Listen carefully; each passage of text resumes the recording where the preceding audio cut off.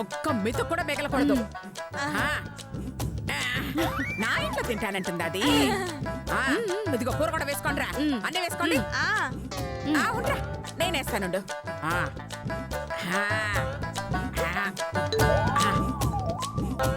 చుక్క చుక్క కూడా మిగలకూడదు. పట్టు.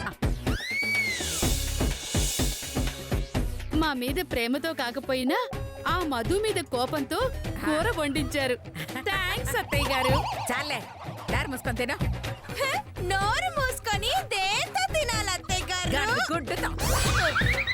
తినేటప్పుడు కూడా తిట్లు తినడం అవసరమా? తినండి.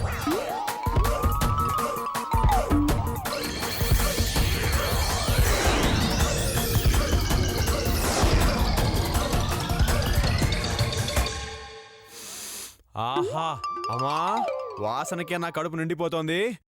ఒక్క మెతుకు కూడా మిగలకుండా లాగించేస్తాను.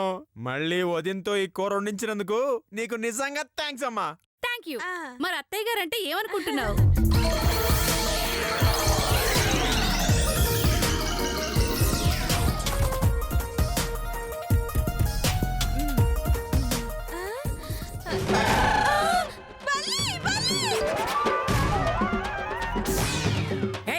నన్ను బల్లంటావా? నిన్ను మిమ్మల్ని అనలేదు అత్తయ్య గారు. ఇదిగో కూరలో వచ్చిన బల్లి నన్నాను.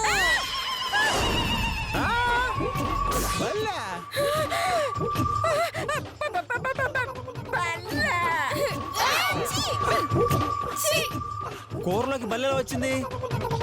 రుచి కోసం అక్కి వేసుంటుంది. రుచి కోసం వేయడానికి అది పల్లి కాదే, బల్లి. మన అదృష్టం బాగుండి ఇంకా తినలేదు. పొరపాటున ఒక్క మెతుకు తినున్నా చచ్చుండే వాళ్ళం. అంటే ఇప్పుడు ఇదంతా తినడానికి పనికిరాదా? ఇంత అన్నం పారేయాల్సిందేనా అత్తయ్య గారు? ఎంతో ఖర్చు పెట్టి ఇష్టపడి చేయించుకుంటే తినడానికి లేకుండా పోయింది.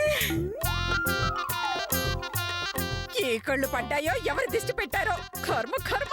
ఖచ్చితంగా మధు దిష్టి అమ్మా. అవునవును, అందుకే చేతి దాకా వచ్చింది, నోటి దాకా రాకుండా పోయింది. సరే సరే తీసుకెళ్లి పారేయండ్రా.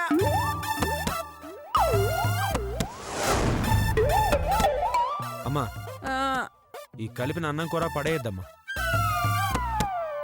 పారేయకుండా ఏం చేద్దాం నాన్న? ఈ మొత్తం కలిపి ఆ మధుకే పెడదాం.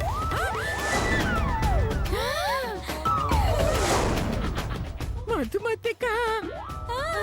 అవునమ్మా, మధుకే. మధుకి పెడదాం, అది తింటుంది. ఆ తర్వాత చూడు ఏం జరుగుతుందో. మధుకే ఏమవుతుందమ్మా?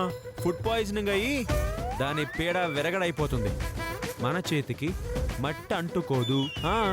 అది కాదు నాన్న.